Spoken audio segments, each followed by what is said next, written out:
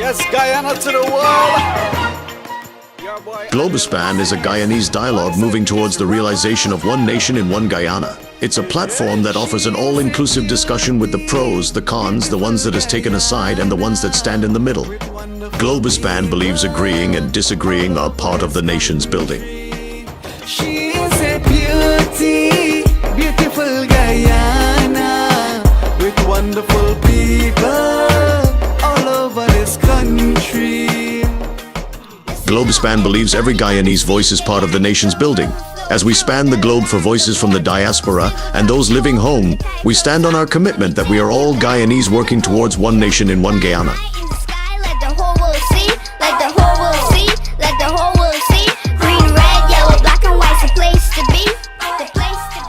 As the world turns on its axis bringing changes, we as Guyanese must adapt to those changes for a better Guyana for all. Globespan stands on its axis with its belief that one nation, one Guyana, one destiny must include voices from all corners of Guyana. With many flavors, 6 different people blended together. Raise your flag high in unity, we're family with one destiny.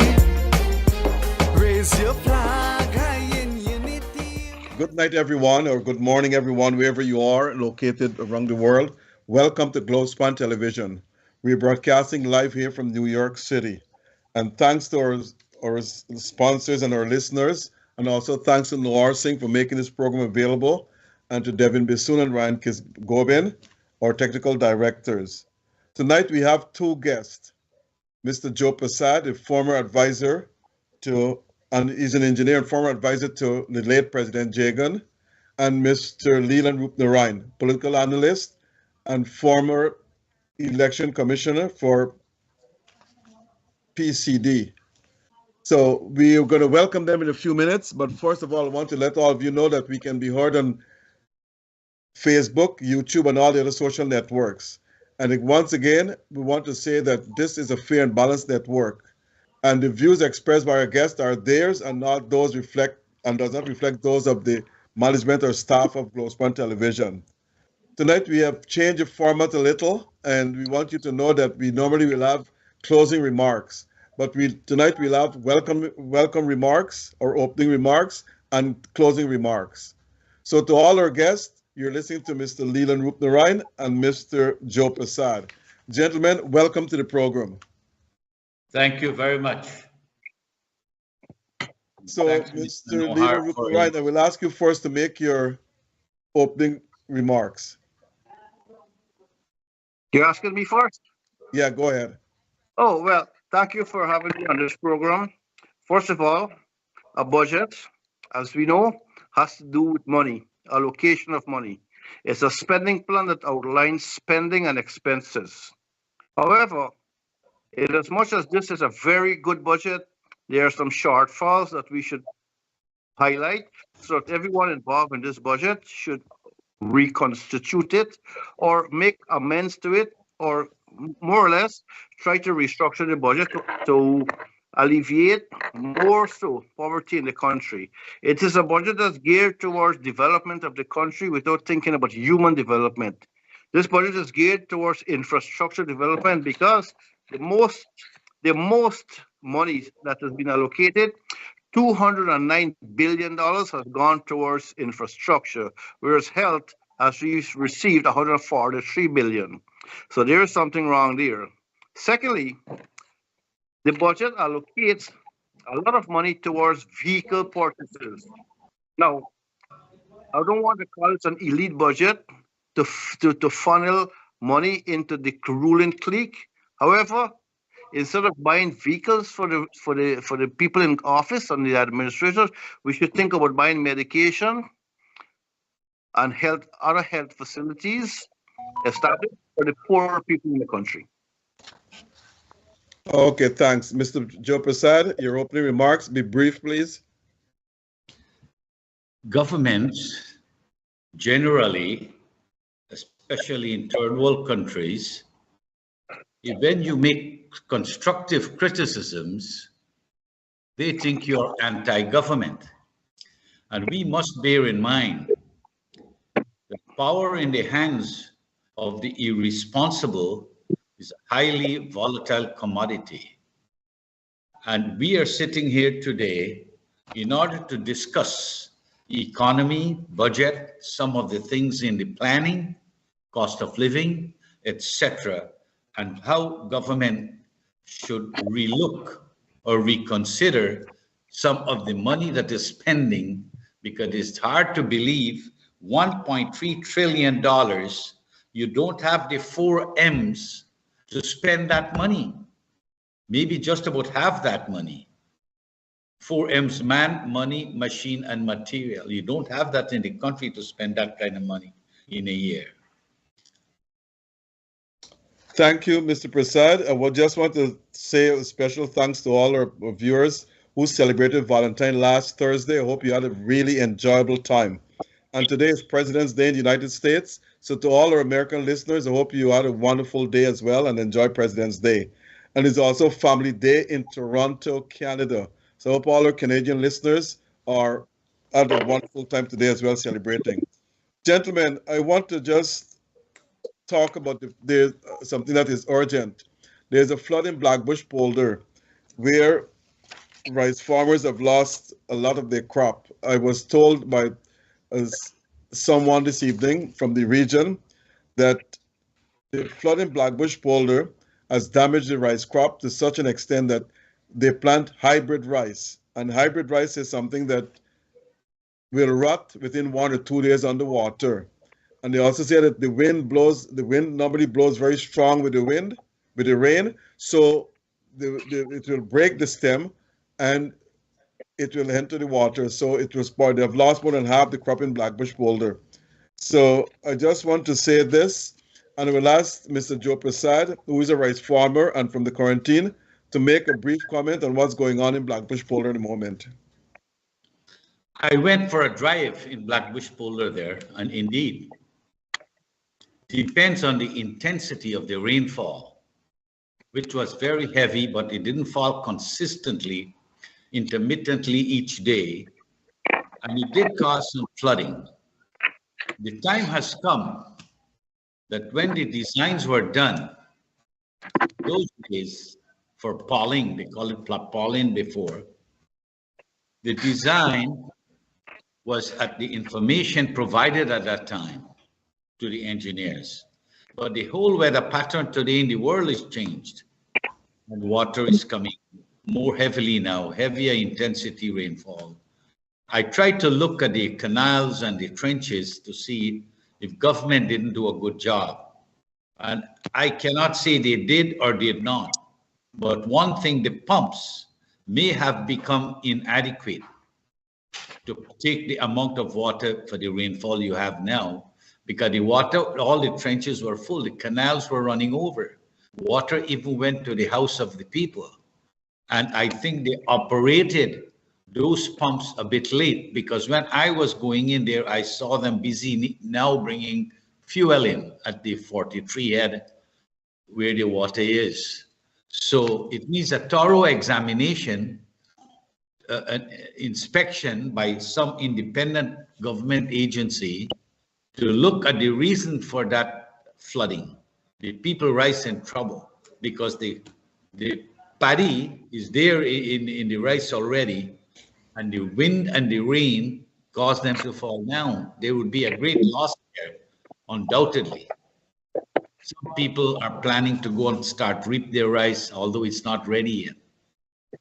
So that's the status there. Government needs an inspection team to see that the operation of what government should do is adequate. Should they revise some design or maybe put bigger pumps? And maybe they have too much sludge from the pump on the public road to the sea. There's lots of sludge used to block that water, and I suspect that may be a reason that they could not have got the water out quick enough. That should be examined thoroughly. Okay. Gentlemen, let's get to the topic. We want to talk about the budget. It's the largest budget ever in Guyana, $1.3 trillion. Now, it has some very good things inside. For example, I think over 13 billion going to the University of Guyana for free education. It has removed VAT from certain items, and it has subsidized water and electrical rates or fees for seniors and so forth. It has increased pensioners' wages or income, and it has also increased the public assistance and so forth. Now, Mr. Rup Ryan, what do you think about the budget? Well, on the issue of pensioners' income, a pensioner gets about $40,000 per month. That's gone up to about $50,000 per month, which is essentially 250 No, it's US. gone. It was 36. It's gone to 41. 41, okay. So $41,000 is roughly 200 US per month. That's the correction. 200 US a month is no kind of money for a pensioner to receive from this government. This government has enough liquidity. This government garnishes enough income from its export of oil to give pensioners a lot more money than that. I'm not going to give you a number, but in regards to expenditures, this government has allocated the most amount of money towards infrastructure, $209 billion.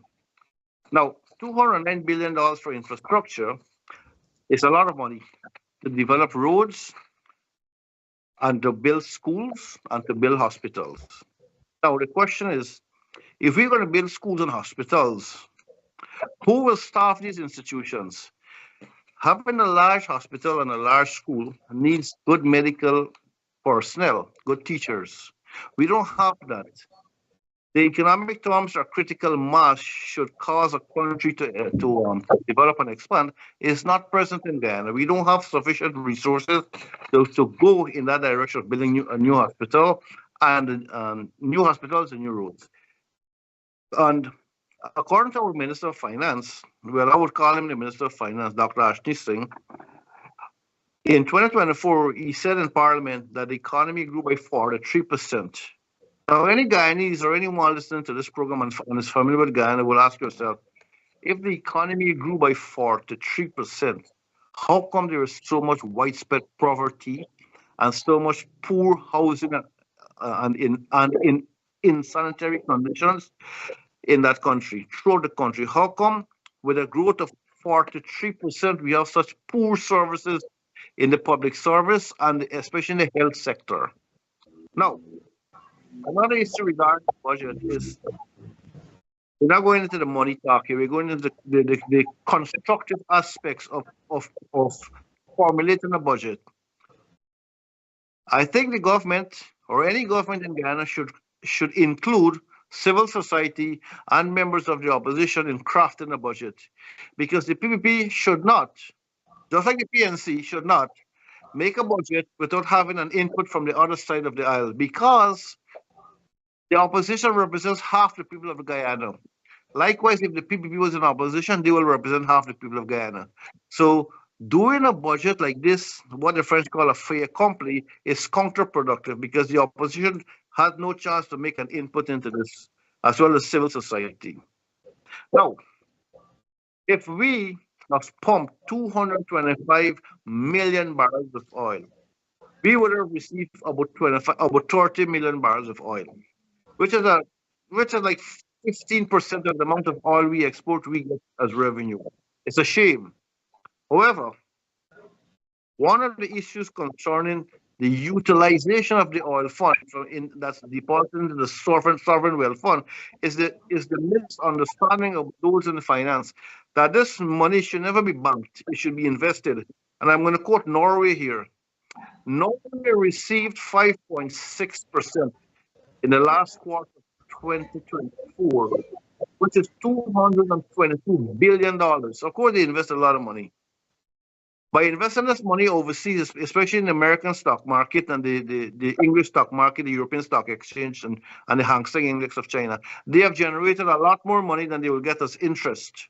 So Guyanese authorities that just look after the poor strings of the country should look into this direction when they craft in a budget. A budget is not only about spending money, it's also about obtaining money and investing your money wisely. Mr. Joe Prasad, you talk about the budget that it needs the 4 M's. That's money, materials, manpower, and the other one is what? Machine. Machine. But they have the money. So Machine. you got to remove that M. Manpower and machine. That's the 4 M's. But let's understand what budget is. A budget is good when planned and implemented without corruption. Budget identify needs, and these needs are quantified and qualified. And estimates can be maybe about 30% in error too, because you don't have any proper information, 100% information to make your estimates. And then you look at the budget, the needs. You look at critical needs, necessary needs, and desirable needs. And government should prioritize critical needs. Let me explain for a little understanding what I mean. If this window in this building here, or a school, is leaking, that's a critical need to repair that as soon as possible within this year budget. If the window is not closing properly, right, that is a necessary, but that can wait for another year.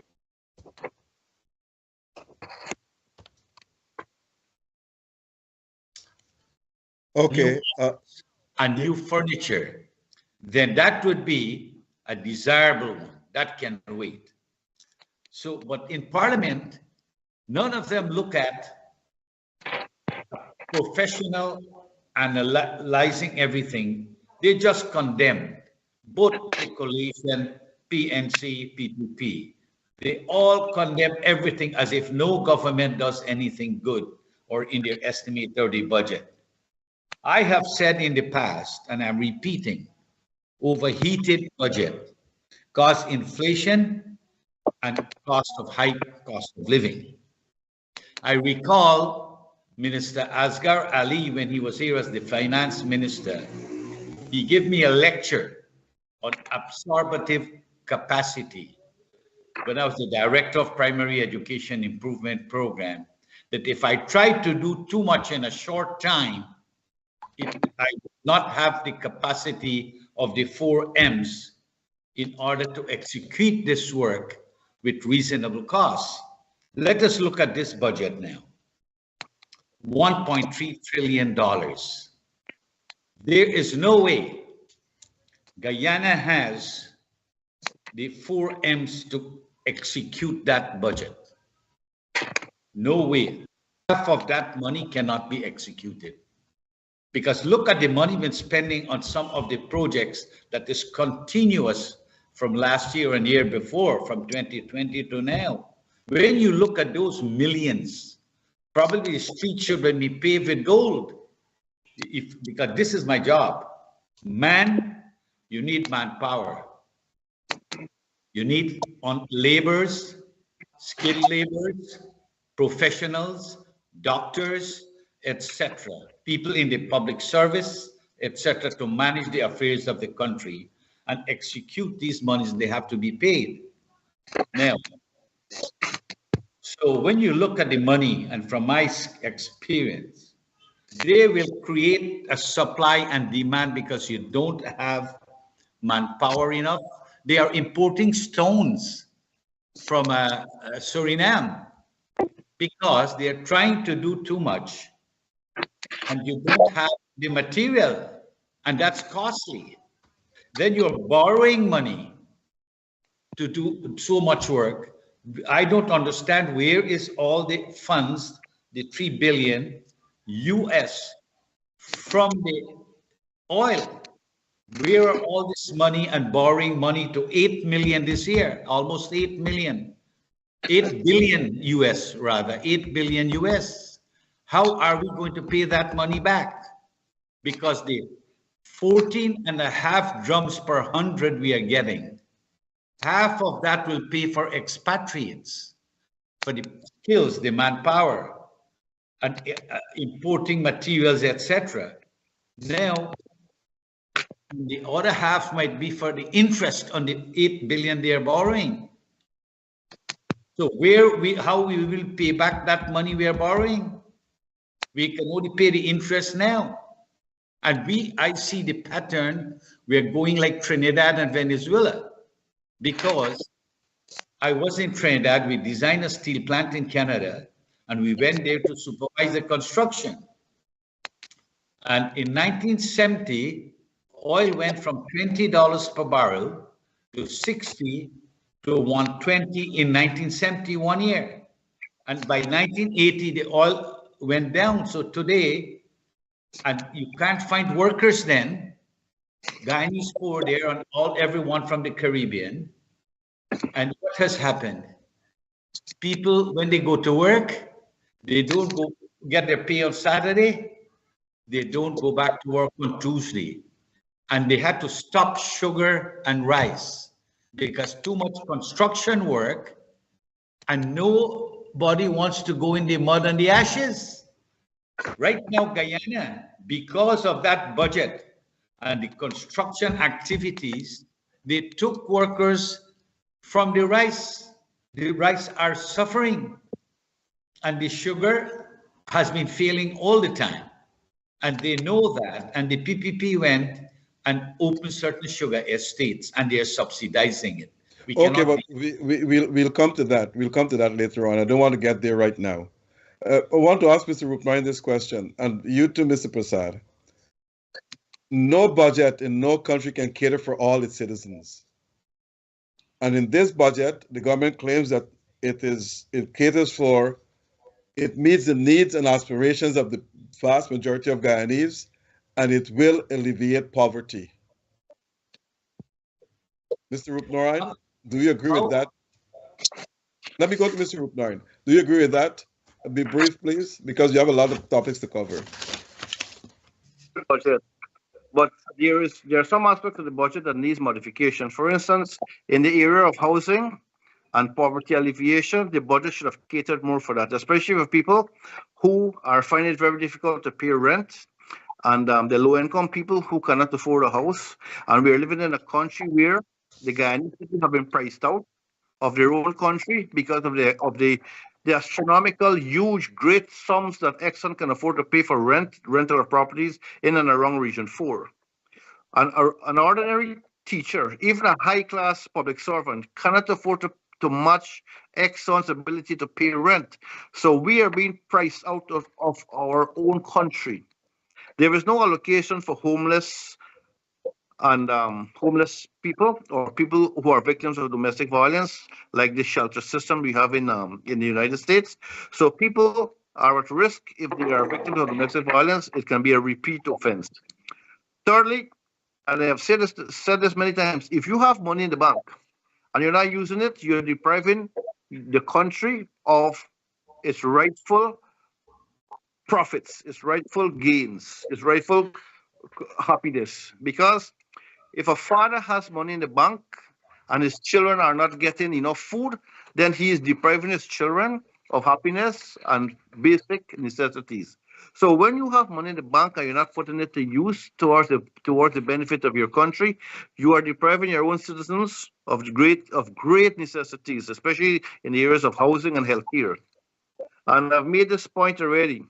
It makes no sense you build a huge hospital and a huge school, and you don't have doctors, nurses, and medicine for the hospitals, and you don't have a proper curriculum or proper trained staff to teach children. How would you like to know that you have a 10-bedroom house with 5 bathrooms and only one person living in it? And we have such a person living in such a house in Guyana, by the way. Mr. Prasad, let me say this to you. You know, the government has given out almost 50,000 house lots, and they've built a lot of low-cost housing to help the low-income families and so forth. Now, the government has also increased the Business Bureau loan to, I think, to $600 million, where people can go and borrow loans at low interest rates to build their homes. Don't you think those are positive things for the average person in Guyana? That is positive, very true. But we must bear in mind, it does not change poverty. It does not change employment situation. It does not change the inflation, which is causing people to struggle to live. Let us take as an example, a GDP is based on poverty, on employment and inflation. And I see the GDP, they worked out, but we have so much inflation and poverty. People are struggling to survive basic elements of food. And I don't want to go through what food costs. And we should understand the economy is based on production, distribution, consumption, and goods and services. So providing a house and a lot is not feeding nobody. It's not helping them to deal with the inflation. The people are still suffering, so they need to look at different methods. While the government intention is good, but there are some application of how they go about it to be changed. How much Guyana produce to bring money to you? How much money come in the hands of the people? And if I go back a little, let's forget oil for now.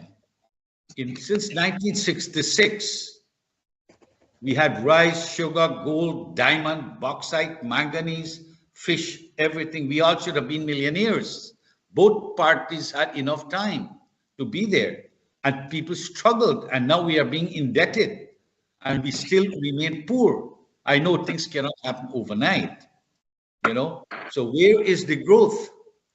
How much is the growth? Why is poverty still there, rampant? Despite housing and house lots, we can't eat that. We can't go to the doctor with that, like Mr. Rupner said. No, so there are more other priorities, building hospitals, etc., with people. Now you haven't done land use planning and you're putting hospital everywhere.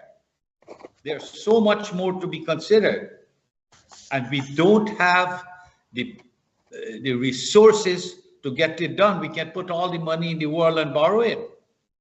And some people are saying that half that money is going into people's pockets, and half, because you don't have people to spend so much money, half that money will be building things. For the resources, you have human resources, material, etc.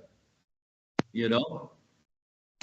So that's it. So go ahead. Okay, there's a question from both of you. Transparency International, as most of you all saw recently, has rated Guyana 39 on its corruption perception index on a scale of 0 to 100.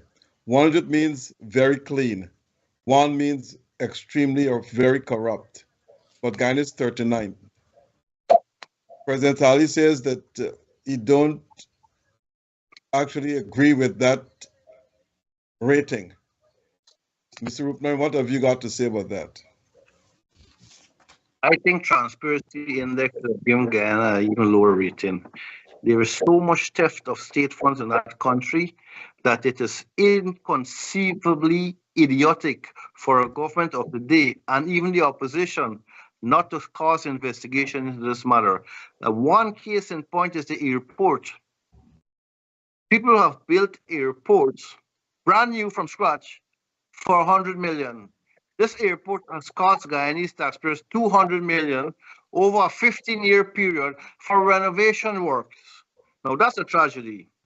And if you want to talk about money, let's talk about money. My father worked $200 a month in 1970. That would have given him an ounce of gold. Think now, an ounce of gold is about $500,000 now. 1 ounce of gold on the world market is about 2,500 US, right? It's actually approaching 3,000. Right. Let's call it conservatively 2,500 US. Right, 2,500 US. That's over $500,000 per month. So what are Guyanese people working for? Because everything in the world depends on the exchange rate of currency and gold. Well, first of all, we get a lot more paper in our pockets, but we don't get a lot more wealth. because the purchasing power of your money has diminished terribly, terribly. Like I said, $200 a month in 1970 was my father worked for with 7 children, God rest his soul, and we could have survived and go to school. Who works for an ounce of gold now in that country? That's one. Secondly, when we come to infrastructure works, there should be legislation to curb infrastructure or to facilitate the type of infrastructure that we have. For instance, there should never be a rum shop close to a school or a church in that country. There should be a zoning law for that purpose. And that's a country that has more rum shop more than schools. If you go to a place like Lenore and Horstelling and Better Hope, there are five schools and 20 rum shops roughly in those neighborhoods. Thirdly, how come we are a country that was once called the land of many waters, and we are importing water to drink? It shows that the corporation tax structure for local Guyanese is horrendous, vis-a-vis the foreigners, the Chinese, etc. I'm not knocking China, but in many other countries, Canada, for instance, or Australia, they come to the country, they get tax holidays for 20 years. Exxon, of course, is one. They import all equipment duty-free, and they don't pay taxes for many, many years. And when it's the time to pay taxes, they file bankruptcy and leave the country, like OMI did some time ago. Do you know OMI operated in Guyana for 15 years and never declared a profit? But OMI exported gold by the tons. Now, as we're talking about gold, how awkward it is to know that Guyana, a very, very large producer of gold, does not even have a gold reserve, like China, like even Germany, that has 0 gold reserve at the end of the Second World War, has the 5th highest gold reserve in the world now. Germany from 0 to the 5th highest because of what you call a fiscal policy. Guyana doesn't have a proper fiscal policy. Coming back to money talk again, as we're talking about the budget, Guyana needs a very vibrant stock market. We do not have a stock market like Trinidad and Barbados. Barbados doesn't even have a proper resource, yet they have a proper stock market. Here we go, money again. The entire CARICOM structure that has about 15 countries, we can start with a 1.75 rate of exchange to the US for the Eastern Caribbean, 2-to-1 for the US dollar in Barbados, 6-to-1 for Trinidad. I think it's 12-to-1 for Jamaica, or 16-to-1. And Guyana, 210-to-1. That country is a tragedy because of the very foolhardy policy that both PNC and PPP government have structured the country along.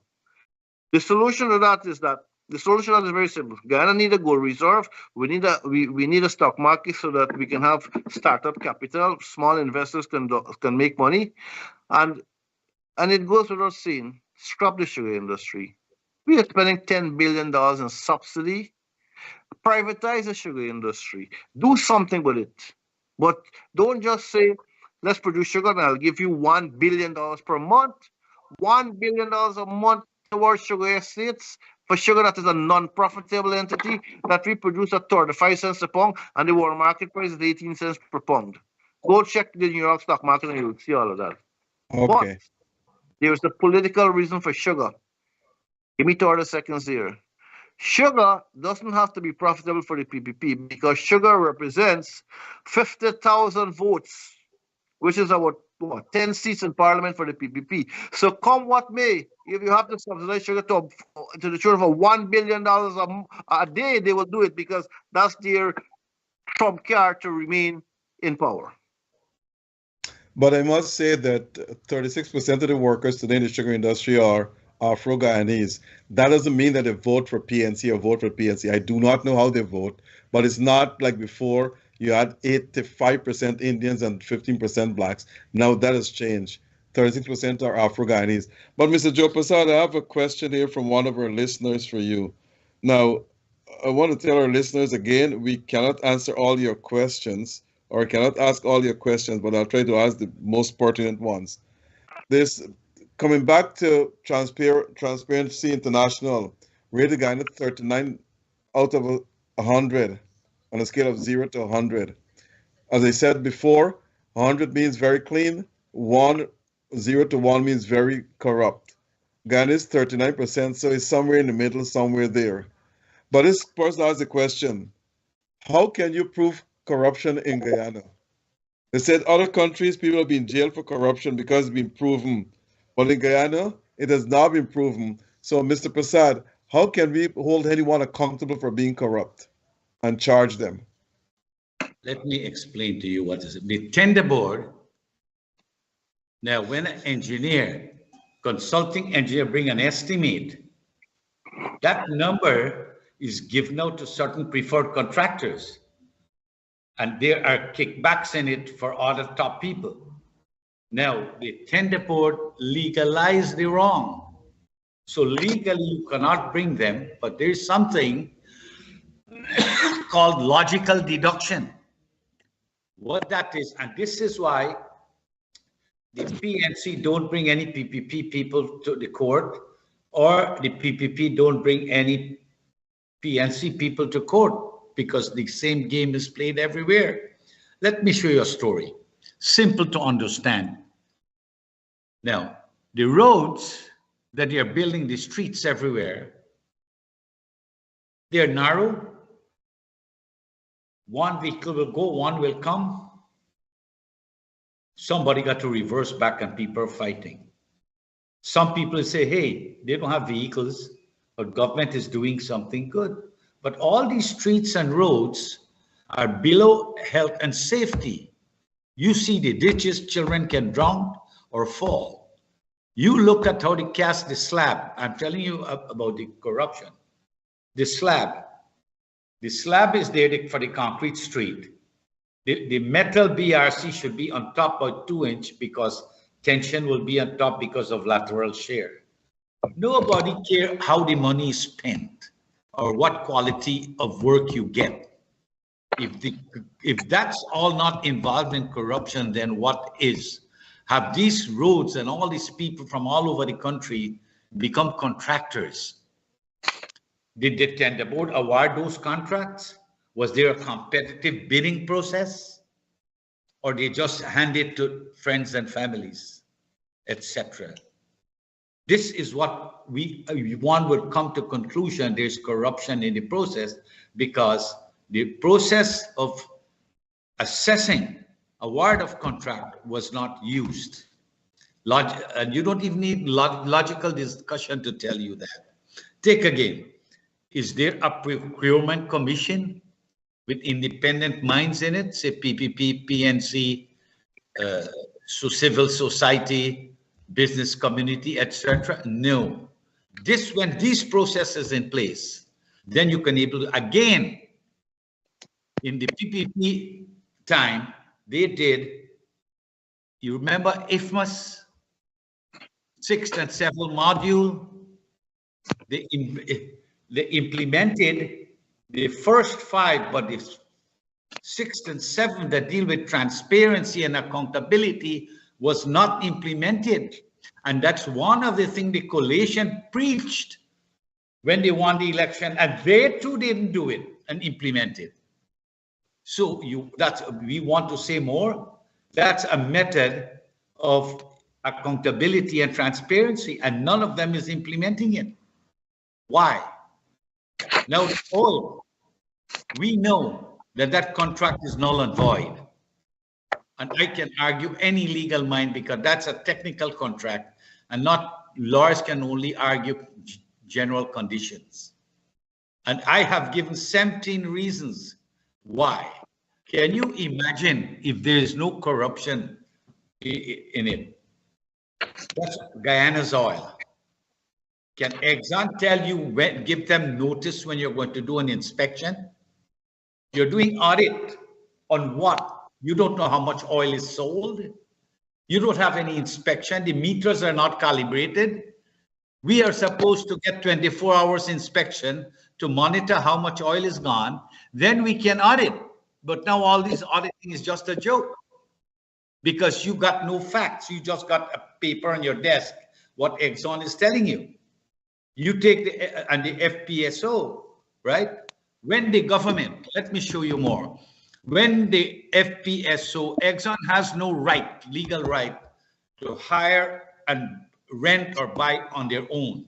The FPSO, that's implied whether it's written in the contract or not. This is implementation of procedures of expending funds above in transparency and accountability.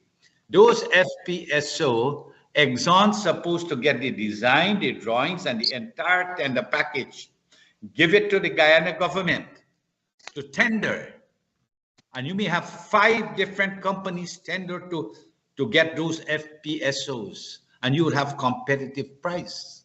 So why is this government allowing Exxon to go that way? We want more to see on logical deduction. It's so many, I can go on all night and tell you so many things. Government has to be accountable, have to set procedures. They have to get licensing to engineers and see the law is applied, that they don't play games, license to doctors and everybody else, and see that codes and standards and design build and standards. So if things doesn't happen within that, so Guyana is open to corruption. There is no law to protect the citizen and the people of the money. Look at that 1.3 trillion. It bothers me. You don't have the resources to expand and build and do what you have to do. At least half that money. Where is the other half? Why they went with all that money and borrowing it on interest? What are we talking about? Transparency and accountability here.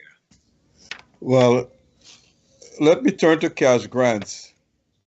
The government has given out, and it continues to give $100,000 to each individual 18 years and older, a cash grant. Some people say that this is to buy votes for them, but 95% of people said they welcome the cash grants. Mr. Rupnarayan, what have you to say? Are those 95% of people wrong?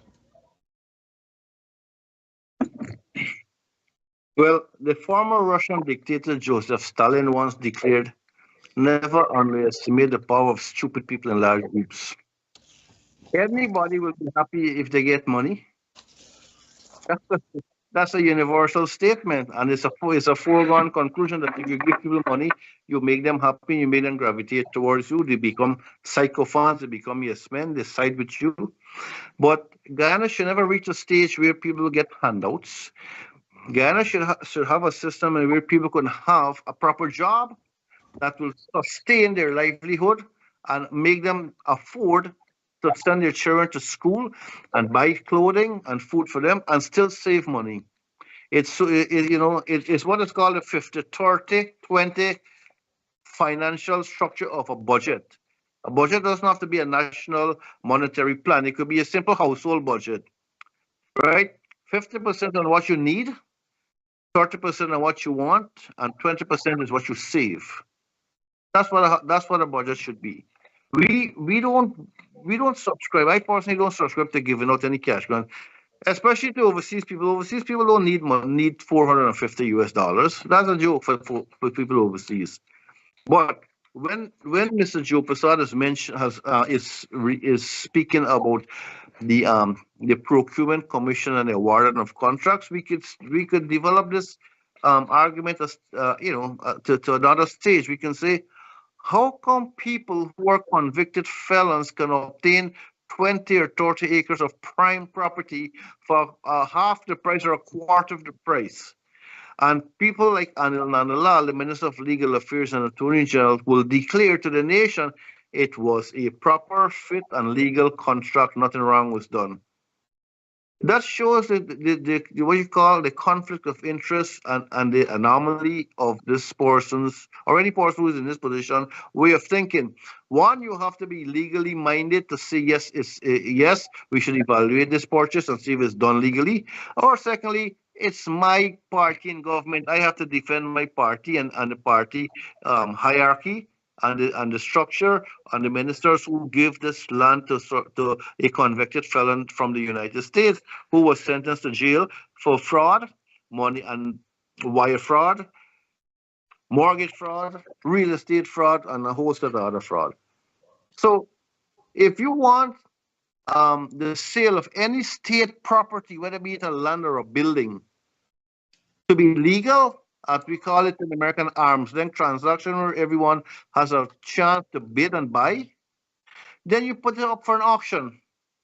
Just like when a house is foreclosed in Guyana, you put it up on wherever you have to put it up, advertise it, and who bids the highest gets the property. That was not the case when land was sold. Now I understand a whole lot of land was given to the same individual, 25,000 acres of land to plant soya beans, and not a soya bean has been planted in 3 years. So if you're talking about transparency, Guyana is a case in point that you should examine very thoroughly. But that is a country where nothing can ever go wrong with the party that's in power, both PPP and PNC, because they always have their henchmen to justify whatever ill deeds were done. We know for a fact that the Tipu contract to build a pump station at Bellevue for $980 million. That's close to $1 billion. 2 years making, and the thing has barely started. And the person who got this contract, a close friend of the VP, Barjaglio, someone who go by the name of Guyana Critic, I would call him Guyana Idiot, but Guyana Critic, has never even built a foul pen. And he gets a contract.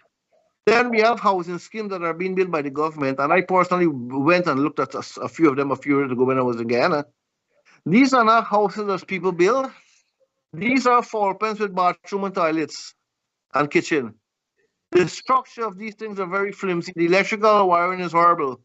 And above all else, I have been building houses for 20 years in the United States. I can tell you, building in Guyana takes place mostly along the coastline. The coastline means the Atlantic Ocean, that's the East Coast, or the East Bank, where you have the Mara River. So you're in very close proximity to where a lot of water passes, the Mara River and the Atlantic Ocean. So when you want to build multi-story units, I don't want to get into technicality in construction design, but if you want to build multi-family units, you need extremely strong foundation that is non-porous. That's why you have to coat your foundations with something called timberlate, which is a non-porous material. It's like a jute bag with tar over it. Then you have to do extremely strong sheet. We call it sheet piling. Sure piling foundation backup, so that you'll have strong foundation to withstand the water table dissolving the earth and actually affecting your concrete structure. These are things that our builders, so-called builders in Ghana, have no knowledge about. That's why they also will slip and sag and sink and crack for the simple reason that they don't know how to build a house. These people in America wouldn't even be qualified to build a foul pen or a cow pen. Okay, Mr. Joe Prasad, the economy in Guyana is let's turn to the economy. Its GDP is at 45%, which is the second highest in the world. Guyana has become a country where people are flocking to invest in, foreigners from all over the world. The last time I traveled to Guyana, I traveled with someone from Australia, and he's coming out to Guyana to invest in the country, I guess because of oil. But my question to you is this. Guyana has never seen this type of robust growth in its entire history. Now that we have discovered oil, this growth is massive. What are your views on the economy?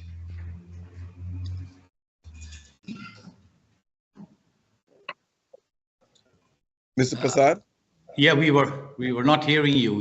You went Okay, out. I'm saying that turning to the economy, Guyana has got a GDP right now of about 45%, which is the second highest in the world.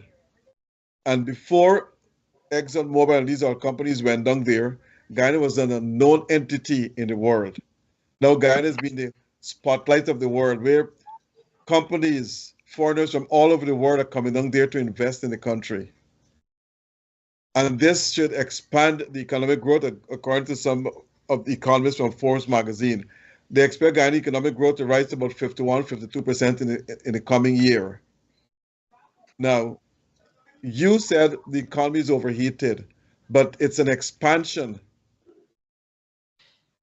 of growth. What have you to say? First thing, GDP, gross domestic product, is based on poverty, unemployment, and inflation. How have we controlled that? So these numbers, somebody got to relook at them. Poverty is rife, cost of living is heavy. Medical system is poor. Unemployment, they try to help people by giving 10 days work, just surviving, and not an extreme of poverty. Inflation is way down there, so they got to look back at that GDP. While things are happening in the country, like I rightly said, that you would not see the fall of this nation like Trinidad and Venezuela, but you'll see this country will get so busy, and then suddenly oil is finished, so Guyana is finished. And people will be stressed and crying. So then you will have to revise those numbers, what's going on, because we can't say that we got GDP like that. You got to look at the production, the distribution, and the consumption of goods and services. And our people are not getting it within reasonable cost.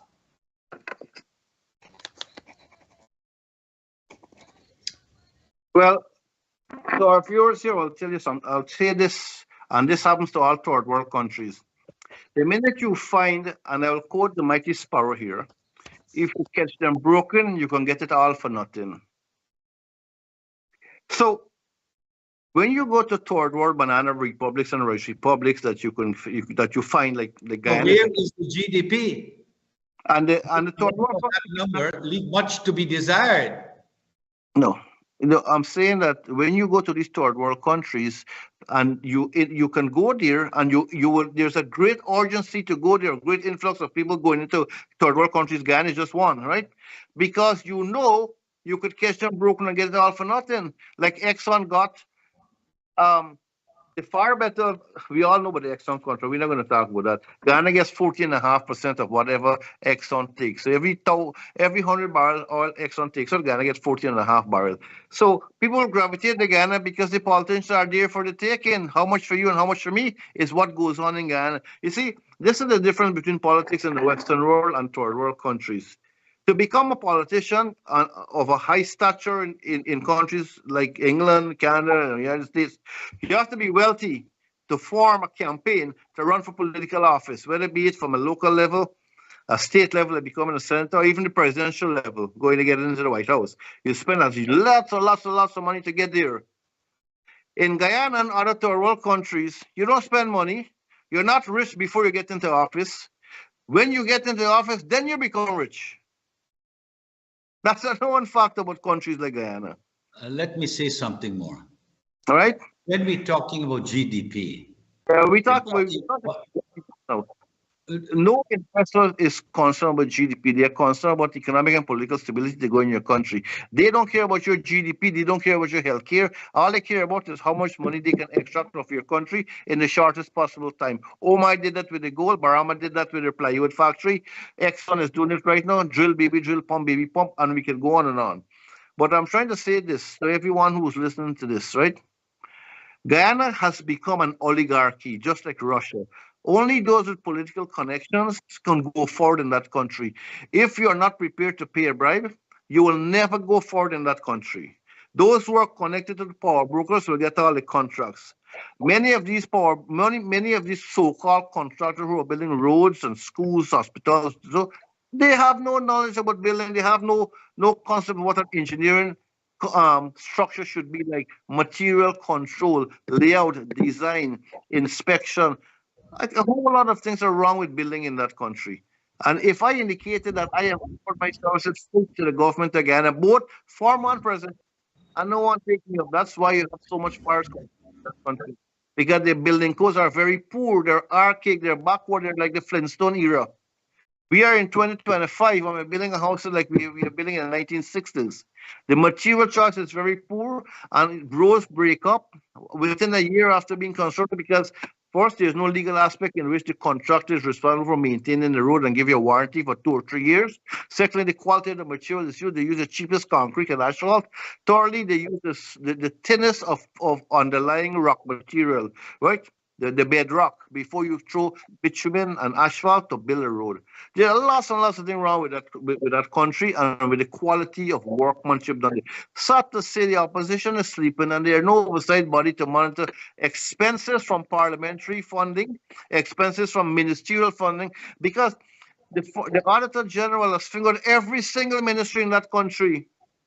for corruption. Every single ministry. Recently, the Ministry of Amerindian Affairs was singled out, where boat engines were supposed to be delivered to the Amerindian communities, and they found the boat engine in the home of someone. And I think the permanent secretary in the Ministry of Amerindian Affairs was found taking bribe, but the person who paid the bribe refused to give testimony in court, and on technicality, the case was dismissed. So there's a lot of things that need to be changed in that country. Besides bringing out a budget, you should have a design on how the money should be allocated, and a check and balance to see if the money is actually spent to the right people who is given to. Sad to say we don't have that thing. Okay. We don't have that. Mr. Prasad, your comments? Yes, we are talking here on economy and GDP. And a weak economy is when we have unemployment, debt, and inflation. And we have high inflation, we have a great indebtedness, and we have unemployment as well. So how can we talk about a high GDP and economy, etc.? We got a very weak economy, and money is spending by the billions and indebtedness. This is not what we need to roadmap to see that. Hence, we need to look more into corruption, etc. Where are all these money going, and how the GDP and economy, how they arrive of these things. But it's being supplied to the public. So when they say that the people in your country must be better off, I'm not saying they should be happy, but at least better off. That's what's happening right now, to have that GDP and that economic status, right? And then again, they continue with this big budget here. And if you go again, now, again, government, have they done, whether this one or the previous one, have they done 100 years planning? I have said that before. I've written that, and I've said it on a couple of years ago on one of your programs. You first do 100 years planning. And in that planning, you come down to do a 5 and then a 10-year. In Canada, we call it MIOP, multi-year operational plan. That's where your budget, your economy, you're looking at everything as you're going, your goods and services, etc. You look at it that way. Now, when you go 5 or 10 years, you go 5 million. Look, Guyana, in the next 10 years, may have about 5 million people, in my estimation, if this oil continue a little bit. And that's going to cause further inflation and demand, because what happened now, people rushing into the country to work, like what they did in Trinidad, and you don't have place for them to live, so the rental go up. And when the rental go up, property price go up. When that go up, food and cost of everything go up. So inflation go up. This is what an overheated economy did to our people. And we will have about 5 million people in 10 years. We have 800,000 now. And if we have 800,000 people now. And if you look how they're scattered in Guyana, imagine you're going to have 6 or 7 times more of those people in the next 10 years. And no planning has been done. How are you going to deal with that? Like we are talking again, with all this money spending, let's talk about a quadrant city. Georgetown is a quadrant city because if you put a dot at the Marriott Hotel there in Georgetown and draw a 2-mile radius circle, you will see that Guyana fits into a southeast quadrant. And only one direction traffic can come and go in that quadrant. You cannot travel in a circle. And yet for all, this government is increasing the population density. More people. Now, if you're coming from past Melanie in the morning, you see the traffic jam. And the same thing will happen in the evening. They got to stop making goods and services here and take them out somewhere else to prevent people from coming. Then they're going to build another hotel. Then we have a high water table, right? And then now we are below sea level. How are you going to deal with the sewage, the water, and heavy rainfalls that is coming now? You remember we had a flood some years ago? Now, I had written and advised that we put a bypass route to lessen traffic. And Mr. Singh, I went and visited him, and he said, Joe, look, they're building your road. That's at Ogle, right? Look, Sheriff Street has become a divided highway. Why would you put a divided highway so close to the quadrant city? You need it further down with a branch road coming out and in that people can come and go back. But look at that traffic jam going there. So the entire planning, that's what I talk about, 100-year planning, right? You have to do land use planning to provide goods and services. Another thing, our Demerara River is import-export. Now, they should not give house permits or anything only for industries about 1 mile or 2 mile on both sides. You got to do a little math to see where you'll be in 100 years. Now, you're doing that divided highway from the airport to Georgetown. Where do you take that traffic? You are going to put divided highway where you need industries to bring your imports and exports across to the river.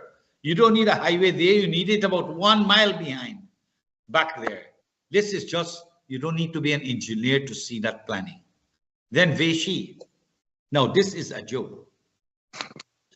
Before we are here on this earth, the water found their way. You have Demerara, Essequibo, Next River, Arbitrary River, and water find their way to the ocean. When we go there and put Veshi in there, right? Did they do a sedimentation study to see the sludge that would accumulate there? How the water pattern? The Guyanese people for the rest of their life, if they did not do that study, would have to get ships pumping sludge at high cost to the Guyanese people in the long-term future. Okay, we'll come back to that a little later on. I have a question here for both of you, and it's concerning the Dutch disease. This person is asking the question, many African countries that Exxon went into have fallen for the Dutch disease. Do you think they're smart enough to prevent this from happening in Guyana? Now, Leland, you can go first on this one. Can you explain to our listeners what is a Dutch disease and how this could happen or could not happen? You know, doctors, I used to open bowling, so I always go first. I'm a very fast bowler. The Dutch disease is when you depend too much on one resource and you neglect other resources as a means of generating wealth in your country. Well, I'll tell you this. Our leaders, both coalition and PPP, seem to be steeped in this third world mentality, this colonial back-down way of thinking. If you look at the richest companies in the world today, they're not sugar-driven and agriculture-driven. They are technology-driven. Microsoft, Facebook, Google, Amazon, Apple, they alone are worth half the world's economy. Facebook, Google, Microsoft, Apple, and Amazon. Guyanese leaders should focus on internet technology to get that country going. We have enough bright people in the country. I think so. And we can train, if you're not bright, we can train you to use your internet to develop your skills in internet technology.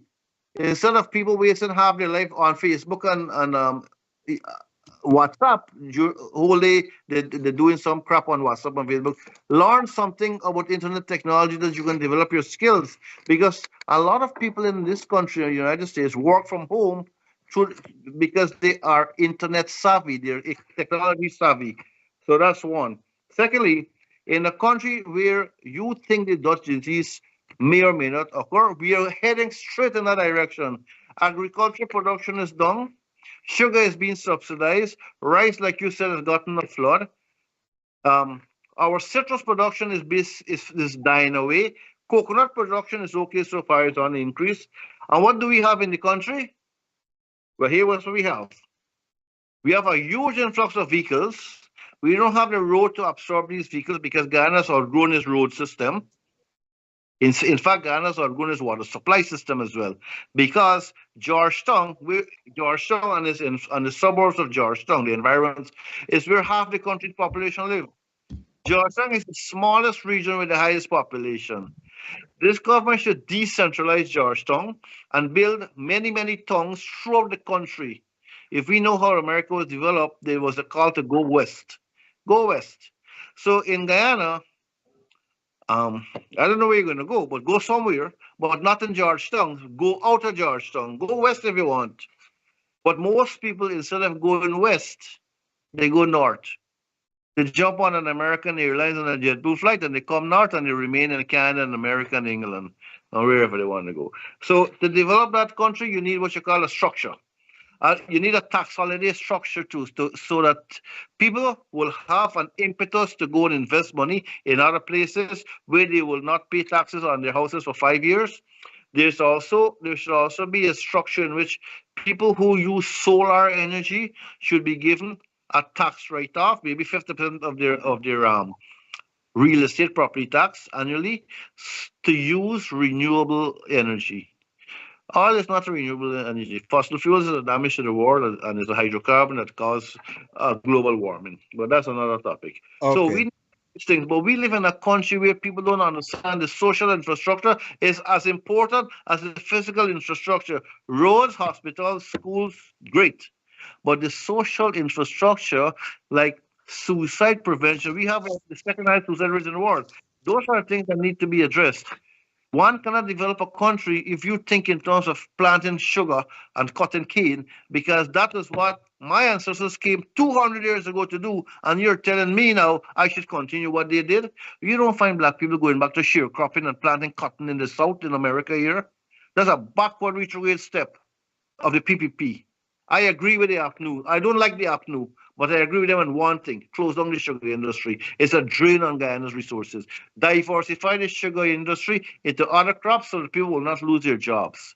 You don't outright close down on the industry overnight. You phase the closing out, or you privatize the sugar industry. So we are heading straight towards the dot disease, and I think Joe will help me out here with this.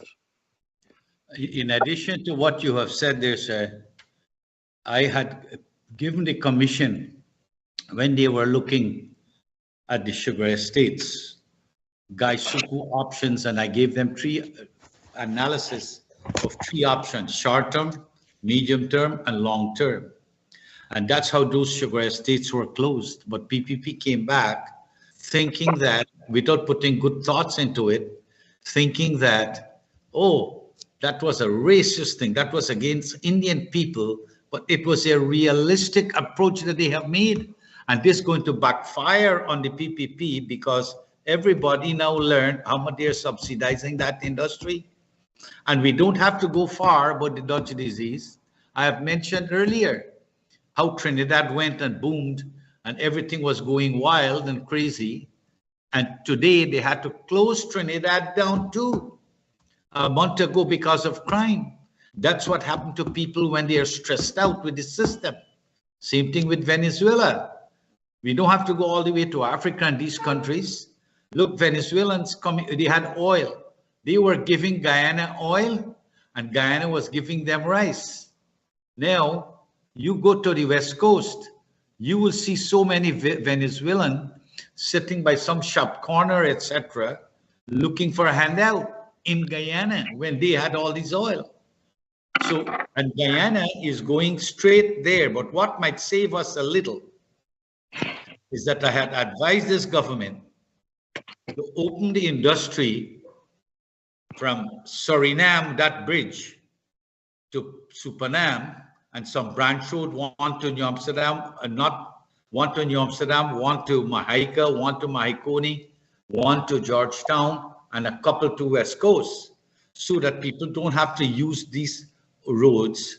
So when we do that, we are opening the lands and we will embark on agriculture, right? So I have advised before, and I'm saying it again, they should have started on fertilizer and methanol plant so that we can have our own fertilizer, and methanol is used in so many things. So we need that started now in the design. It will take about 3-4 years to design and another couple of years to build. You're looking at 5-6 years. So planning again is very important. Let me show you something more that is happening. This government have to spend plenty money. So we are going to the Dutch disease. Lots of people going to die. From Crabble Creek to Charity. I said earlier before that the 14.5% we are getting, half of that is going to go to expatriates and the other half for interest. How is this country going to pay the debts? 8 billion. Now, you look from Crabble Creek to Charity. They are going to make 4 lanes there. They are making a highway on a service road. Service road is where people live on both sides doing their routine. Children go to school. You go buy your 6-cent apple and your this and that. Now they're going to answer, you're going to put stoplights. When will a guy from Crabble Creek reach Georgetown? How many days? Now, when you look at the work involved, I can't believe this government did that. You got to make another lane next to the road. You got to take off all the telegraph pole, the light wires, and the electrical wires. You got to excavate. When you excavate to put the other lane, you will have lateral shale. The main road going to be cracked longitudinally. You will have to put asphalt all around back again. When you do that, you're tearing people driveways. When you tear their driveways, you will have to make that back. So you are making a brand new lane plus additional work to remove telegraph poles and electricity, the inconvenience, repair back the people driveways and their fences, etc. Now, if they would have gone, like I'm saying, from Suriname and build those roads, which have been convenient for agriculture, right? It would cost them less than all the cost and the inconvenience and the noise. Right now, if you go in quarantine, some of the trucks and the noise they make, they are damaging people's brains and they're creating criminals, like what happened in Trinidad. They had to close Trinidad down 4 weeks ago because people start to suffer mentally. You take in the city of Georgetown, this traffic jam, this government is to be blamed. They did not do adequate planning. Now people leaving their home, their work from 4 o'clock and don't meet home till 7 o'clock. Do you know what happened to them there? A certain percent in not too long will be criminals, guns. They got to survive. They must address their needs when people are need driven. So we are setting ourselves here in this country. Nice budget. We are doing this, 9 hospitals. And like my friend rightly said, if you don't train people, I was suggesting training people by giving doctors and technicians scholarships to go and improve their education. Let them sign a 5 to 10 year contract that they're not going to leave the job when they come back, and provide additional training. So your standard technology and proper thing to improve it, right? Where would you find all the people in the meantime? People go to migrate, you start to give them their status. Okay. So, let me take a commercial break here. And to all our listeners, our viewers, stay tuned to the program. Don't go anywhere. All from onesupplier.com. One is the number 1, not letter. All from onesupplier.com, where you can get all your West Indian foods and groceries. You'll have curries, you'll have roti, you'll have fish, you'll have meat, you'll have everything. And on top of that, they make it easier for you. You can use your EBT cards, your credit cards, or your debit cards. And much easier as well.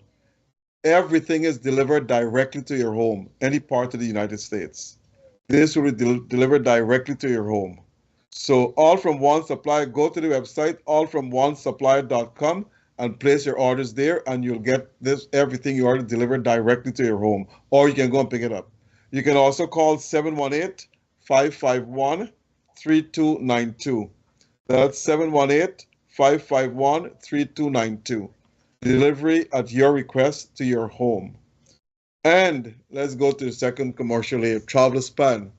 They have now in business for 31 years, and they have known all your travel needs. They have encountered all travel experiences in this world. and they can book you any place you want to go in this world. They have upcoming tours going to Dubai, India, South Africa, and Norway. Globespan is the travel agency you should always rely upon. They have offices here in New York, and in Guyana, in Rosalton and Val Park, and in Trinidad, Chaguanas. So all your bookings, your travel requirements, just go to travelspan.com, or you can call 718-845-0437.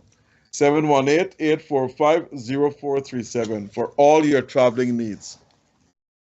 Now back to you again. Let's go to Joe. You've been an advisor to the late President, Dr. Jagan. What advice would you give to this government? I'll be brief because we're running out, time is of the essence, to this government on government planning in various areas, infrastructure, for what, let's say that. Very, very poor. Because What advice you will give to the government? That's my question. They must do proper feasibility studies. They must have trained people in it. They must plan before and don't put buildings and everything everywhere. When I told Dr. Jagan, right, on GPL, I told Dr. Jagan that we need, in those 1995, that we need to increase the electricity by 1.5 times. Dr. Jagan sent me to the Prime Minister Sam Hines and Minister Nokta. When I go there, they said the meeting is canceled, and Dr. Jagan was very upset. Now the same thing happened now. They got to pay a fortune, right? If they should know that you have a little boom coming, little money spending, and you should do planning and your land use planning, etc., where you're going to have what go, where industries, housing, whatever, transportation, not get people jamming up everywhere. That's not happening properly. Just take, as I told you, Crabbe Creek, where they're building roads, wasting government money, wasting the people money with their borrowing. It costs them more to build those divided highway where people are living. They will kill people, and then it costs them less to build another highway, as I suggested. And at Deepwater Harbor, Brazil might use it as well. That's the level of the government planning, is very, very poor. Now, another thing in the planning, they're supposed to go joint ventures, hire consultants from overseas, and get our own local consultants and engineering people here as joint venture, send a few of them to go to wherever country you have, say you're designing a fertilizer plant. For the people, send some local people here to train engineers, so they will have some engineering skills and how to write the contracts, etc., and come back and share that over here. And when they come to supervise the construction, that's what Trinidad did, but they did it late. And you got them in the construction, people with the contractors now, who to do that. So what we are doing, just putting money and doing cosmetic works and wasting money, not putting money in the right place. People are suffering. So what is all this big budget about? Where is the money going? That's what I'm saying. And that's one, people will conclude that they are not transparent. Go to your tender board back again, right? Now, and so many things got to happen in this country. At rice, they got to do a lot in the rice, like Gaisuku.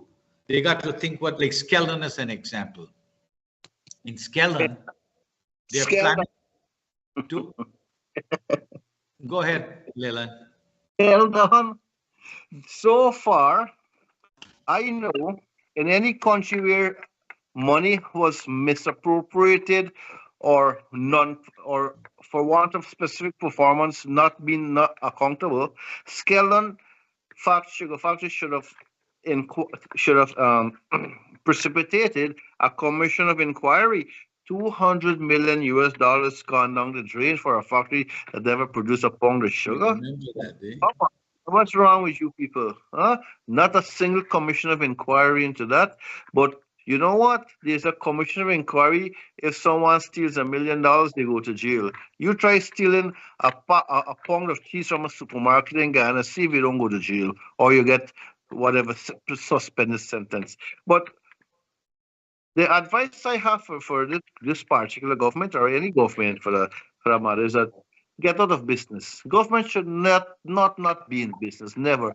Government should facilitate business, encourage entrepreneurship, but get out of business. You're not elected to govern to run a business. You're elected to govern people who own businesses. You have to make policies to encourage people to invest money.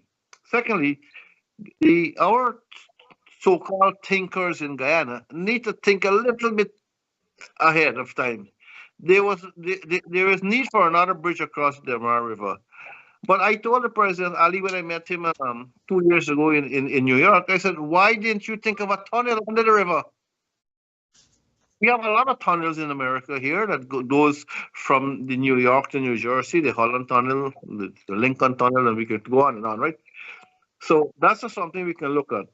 But to come back to you, Mr. Jewel Prasad, on your 100-year plan, if I'm right, I never heard of a 100-year plan. I know about 5-year and 10-year plan. Ghana should have a 5-year plan to reduce energy costs. If it's one plan that country needs, it's a plan to reduce energy costs. And if you reduce energy costs, it has a domino effect that you reduce the entire cost of living in a wide spectrum of activities. So the gas to energy project that's been undertaken by this government at Wales is shrouded in controversy in as much as the VP is touting that it will reduce energy costs in half. We have never seen any figures to show that. We know we are borrowing $600 million from Exim Bank, which for our listeners is not a bank. Exim Bank is an intermediary between the government of Guyana and the bank. They source the money for Guyana, and they get a commission. That's the thing people don't understand. So if Exim Bank is going to lend you $600 million, they're going to get $50 million in commission, or anything close to $10 million they're getting. People don't realize this thing. Exim Bank don't have money. They're a middleman who go and get the money for you, and you have to pay them for that. So I'm saying we need to have one plan at least, which is a 5-year plan to reduce energy costs. We're going to have to, first of all, reduce the consumption tax on fuel. We're going to have to make GPC more efficient. It's a top heavy. It has too much of management issues. We will have to encourage private suppliers of energy to supply the grid, the GPL grid, with electricity, and they will buy it from us. But we can supply homes directly. Let's say a village like Providence, for instance, or Eccles, can have a personal generating plant owned by Mr. X, and they will supply that particular area with electricity, and they're accountable to the Public Utilities Commission. Next, and I will come back to what Mr. Jalgir, the VP, said about borrowing money when he was asked, why are we borrowing money? Because America, and he mentions America borrows money. Well, here is news for you, sir.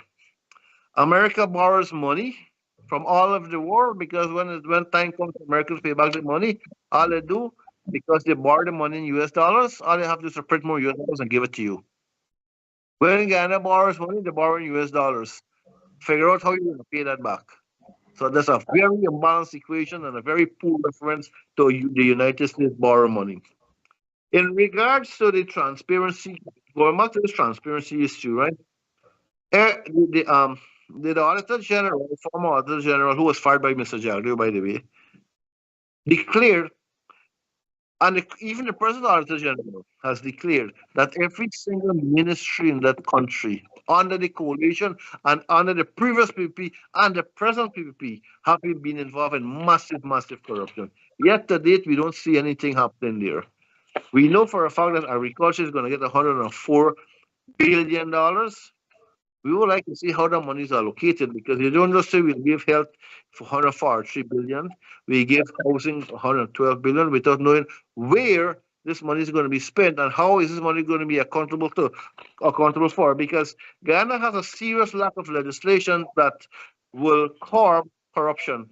A word that I don't know why the Speaker of the House has banned that word. That's a very appropriate word to describe he himself, because he acts as if he's the fourth seat of the PPP. Mr. Nadir, I don't think he's a very objective speaker. He almost looks like a PPP appointee. But Coming back to this whole issue of corruption, ministers of government own properties, which is fine. Ministers of government own properties that are not on par with the salary they receive. Ministers of government are involved in contractual work within Guyana that has not been declared to the Integrity Commission, which represents a clear conflict of interest.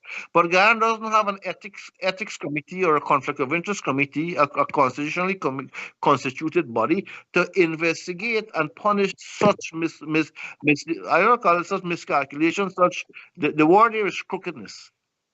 You cannot be a minister and then award your own ministry contract. That's the point I'm trying to make. There's one minister that owns a company that supplies Exxon with services and goods.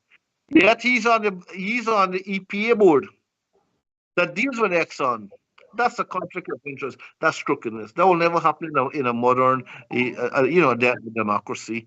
So when people think Ghana is a democracy, it's a democracy that's controlled by a few people.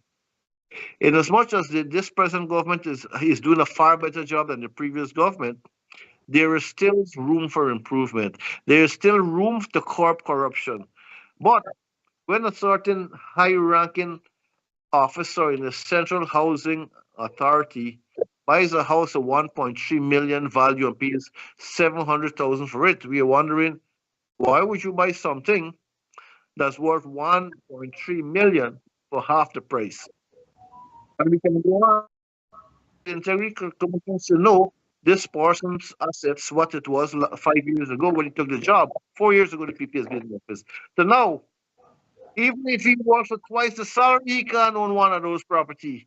And he owns other properties too in America. And I have researched it, and I will send it to the right authority when the time is right. So by and large, I will say to our listeners here, it seems that every problem this present government sees, it sees it as a nail, because the only tool they have is a hammer. So the saying goes, if the only tool you have is a hammer, then every problem looks like a nail. I don't know if you want to wrap up this now, but I was one thing. Okay. Yeah. Mr. Prasad. Yeah.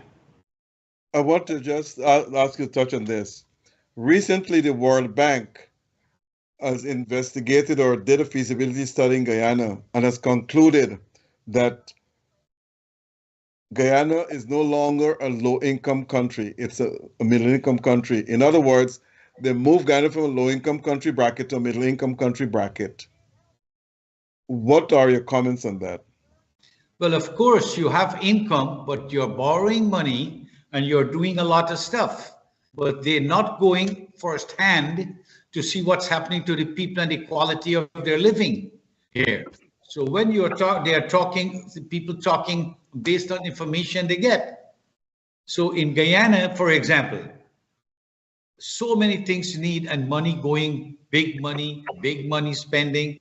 Take as an example, we can only make such statements and talk about good transparency and accountability, etc., when we have things like cost reference manual. What that is, people in the office sitting on papers, they will know what approximate by using cost index to do something land in Georgetown and you ship it to Northwest District, what it should cost there. So they're able to assess contracts, etc.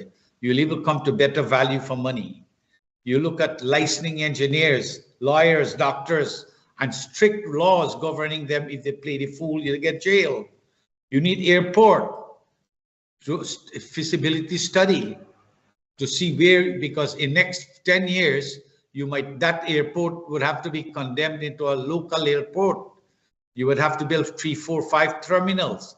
Where would you put that? All of this has to be done. In addition, there will be capital flights, because many people know that the way things are going, that Guyana will be like the Dutch disease. So there will be capital flights. Now, the other thing, we're talking about capital input. Does anyone, and all these people talking, did anyone think about operation and maintenance of existing facilities?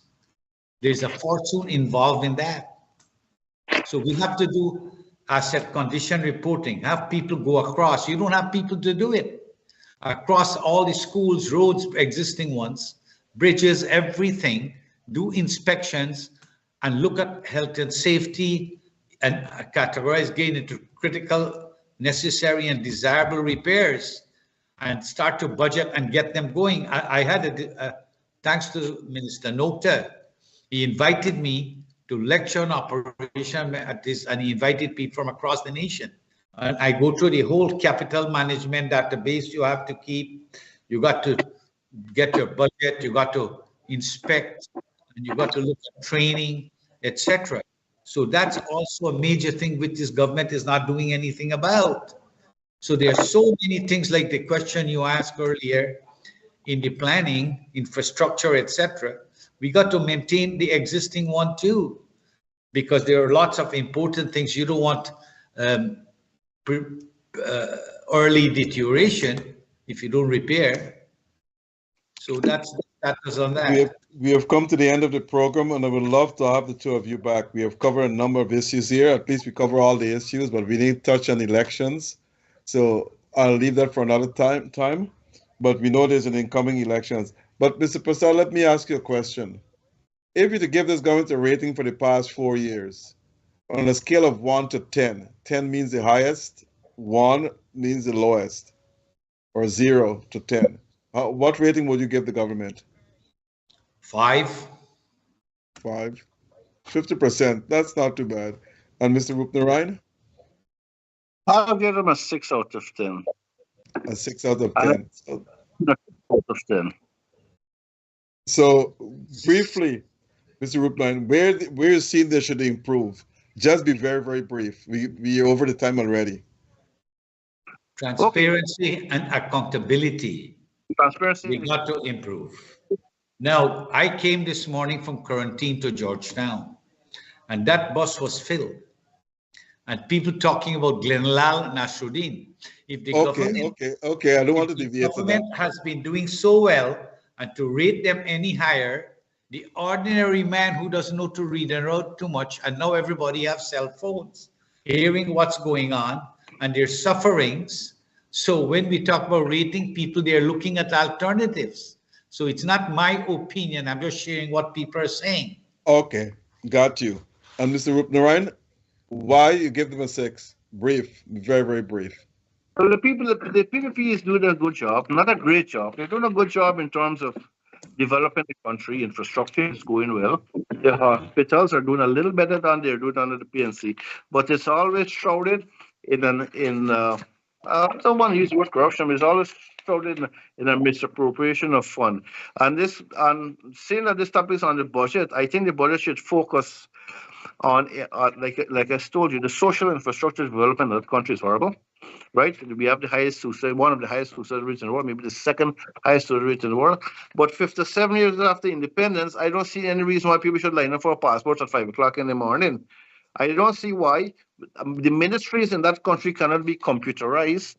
There's no reason why when you apply for a house that you will give a little piece of paper, which is a very flimsy, trashy piece of paper that could easily be lost, instead of having your application downloaded in a website or on the internet, and you can monitor the progress as you think. So Guyana needs a little bit of everything to improve, but most of all, we need accountability for the money that the Guyanese people are accountable, because Guyana doesn't belong to Mr. Granger or Mr. Jagli or Mr. Irfan Ali or whoever. Guyana belongs to the people of Guyana.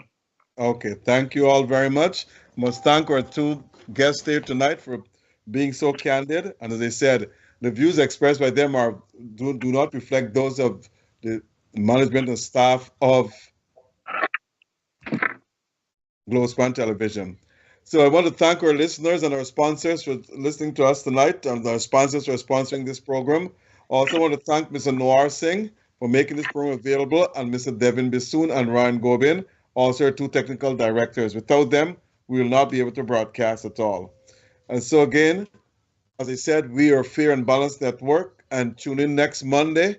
We'll have here Dr. Ramaya on this program. He had promised to come on to talk about his recent resignation from the government and so forth. So that should be a very, very good program next week. So, ladies and gentlemen, once again, thank you all very much for listening to us, and I hope you have a pleasant rest of the evening. I want to also say that I was in Guyana and I visited 2 departments, and I can say for sure that there are major improvements in those departments. It's not like before.